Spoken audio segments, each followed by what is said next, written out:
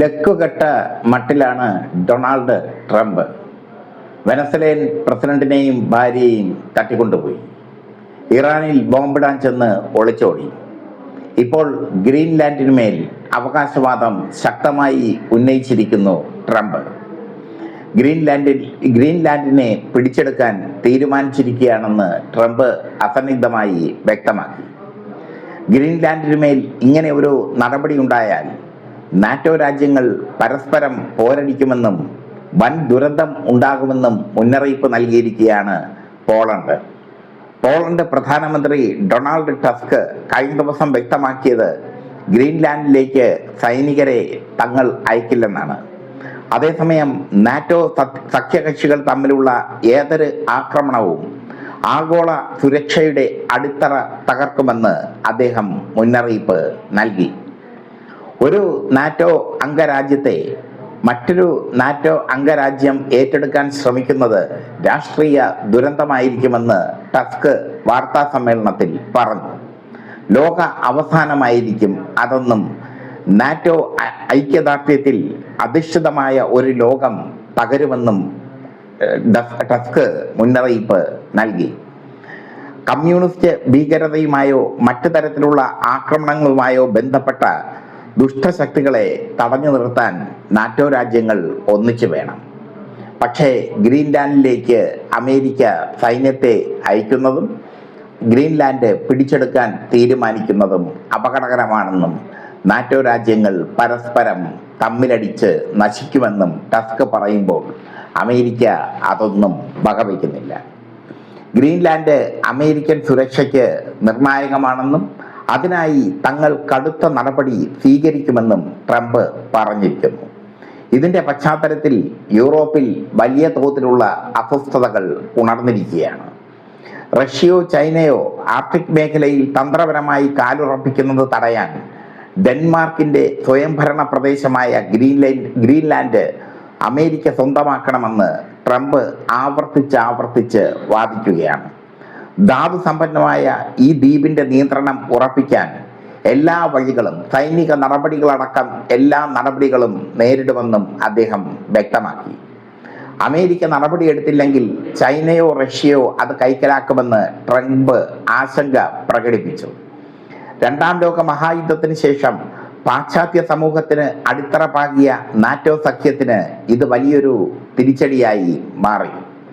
ഇത്തരത്തിൽ ആശങ്ക വർദ്ധിച്ചതോടെ അമേരിക്കയ്ക്കെതിരെ ഗ്രീൻലാൻഡിന് സുരക്ഷയൊരുക്കാൻ ഫ്രാൻസിൽ നിന്നും ജർമ്മനിയിൽ നിന്നുമുള്ള സൈനികർ എത്തിച്ചേർന്നു. ദ്വീപിന്റെ സുരക്ഷ ശക്തിപ്പെടുത്താൻ ലക്ഷ്യമിട്ടിട്ടുള്ള പദ്ധതിയിൽ ഡെൻമാർക്കും മറ്റ് സഖ്യകക്ഷികളും ചേർന്നു. ഇതിനുള്ള ദൗത്യത്തിന്റെ ഭാഗമായി ഫ്രാൻസ്, സ്വീഡൻ, ജർമ്മനി, നോർവേ എന്നീ രാജ്യങ്ങൾ ഗ്രീൻലാൻഡ് തലസ്ഥാനമായ നുക്കിലേക്ക് സൈനികരെ വിന്യസിക്കുമെന്ന് സ്ഥിരീകരിച്ചു. യൂറോപ്യൻ സൈനികരുടെ അന്താരാഷ്ട്ര സേനയിൽ ഒരു ബ്രിട്ടീഷ് ഉദ്യോഗസ്ഥനും ഉൾപ്പെടുന്നു. നെതർലാൻഡ്സും ഒരു സൈനിക ഉദ്യോഗസ്ഥനെ അയക്കുമെന്ന് പ്രഖ്യാപിച്ചിട്ടുണ്ട്.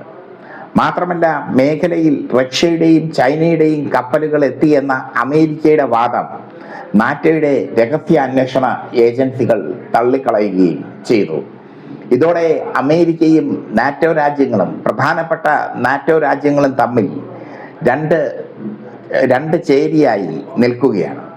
ഫ്രാൻസും സ്വീഡനും ജർമ്മനിയും നോർവേയും അടക്കമുള്ള നാറ്റോ രാജ്യങ്ങൾ ഡെൻമാർക്കിന്റെ സ്വയംഭരണ അവകാശത്തെ പിന്തുണയ്ക്കുന്നു.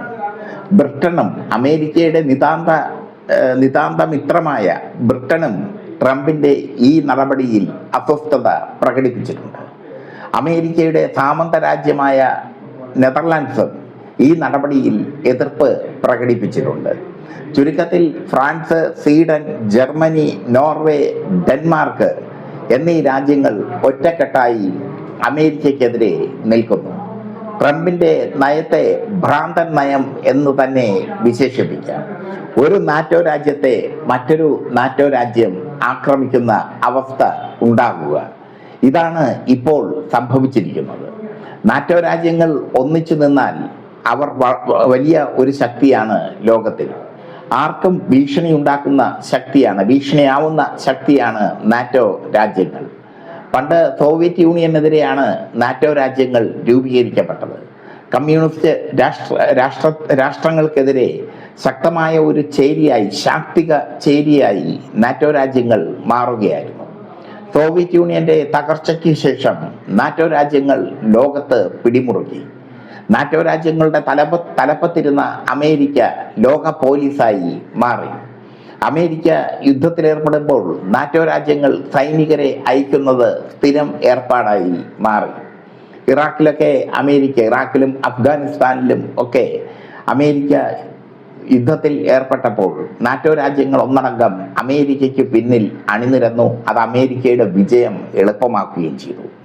ഇപ്പോൾ നാറ്റോ രാജ്യമായ ഡെൻമാർക്കിന്റെ കീഴിലുള്ള ഗ്രീൻലാൻഡിനെ സ്വന്തമാക്കാൻ ട്രംപ് ധൃതിപ്പെട്ട് ഇറങ്ങുമ്പോൾ ഡെൻമാർക്കും US തമ്മിലുള്ള ബന്ധം തകരുകയാണ്. ഡെൻമാർക്കിന് പിന്തുണയായി വൻ ശക്തിയായ ഫ്രാൻസും ജർമ്മനിയും ഒക്കെ നിൽക്കുകയും ചെയ്യുന്നു മറുവശത്ത്. എന്തായാലും ഗ്രീൻലാൻഡ് കീഴടക്കൽ ട്രംപിനെ സംബന്ധിച്ചിടത്തോളം അതൊരു ചരിത്രപരമായ തിരിച്ചടിയായി മാറും. നാറ്റോ രാജ്യങ്ങൾ തകർന്നു കഴിഞ്ഞാൽ റഷ്യയും ചൈനയും ലോകത്തെ നിയന്ത്രിക്കുന്ന വൻ ശക്തികളായി മാറും. ട്രംപിന്റെ ലോക പോലീസ് പട്ടം തകരും.